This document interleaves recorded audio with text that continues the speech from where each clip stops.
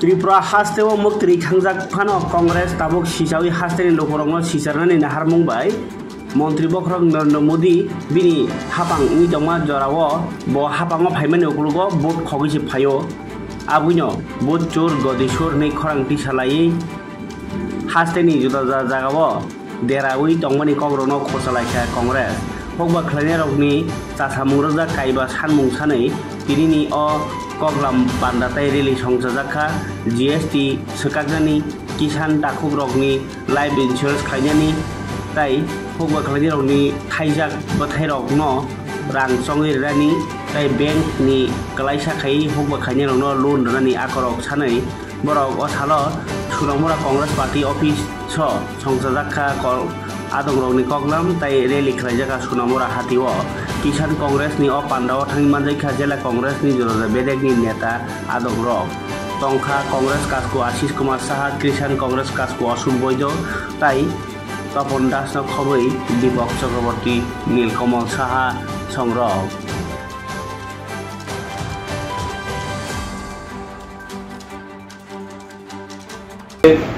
এই রাজ্যে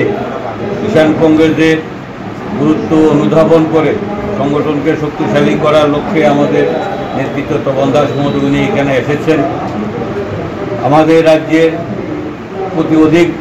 দৃষ্টি আকর্ষণ করছেন আমাদের কেন্দ্রীয় এআইসিসি সেই সুবাদে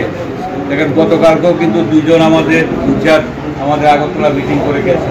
আমাদের র্যালিতে অংশগ্রহণ করে আজকে উনি এসেছেন এখানে অংশগ্রহণ করার জন্য। নিশ্চয়ই আপনারা উপলব্ধি করতে পারছেন যে আগামী দিন নিয়ে মোদি বিভিন্ন রাজ্যে যে ক্ষমতা দখল করে আসছে এবং নিজেও এই ভোট চুরির মাধ্যমে এবার প্রধানমন্ত্রী হয়েছেন, উনি জিতেছেন, সেটা প্রুভ করে দিয়েছেন আমাদের নেতা রাহুল গান্ধী। এই স্লোগানকে সামনে নিয়ে সারা রাজ্যে প্রতিটি জেলাতে আমাদের কর্মসূচি চলছে, যা তার অঙ্গ হিসাবে আজকে আমাদের সোনামুড়া জেলাতেও আমাদের সেই কর্মসূচি হবে। আমাদের এই মিটিংয়ের শেষে আমরা সবাই মিলে সেই কর্মসূচিতে আমরা অংশগ্রহণ করব। সবাই স্লোগান দেবেন, সুন্দর করে যাতে মিছিলটা হয় সেইভাবে ডিস্টেন্স মেনটেন করে চলবেন। আমি আশা করি যে আজকে আমাদের এই সভা সফল হয়েছে এবং আমাদের কংগ্রেস উদ্যোগ হয়ে আছে এবং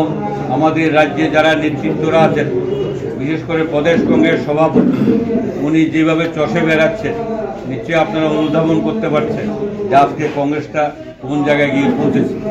আগামী দিন আমাদের লক্ষ্য 2028-এর নির্বাচন,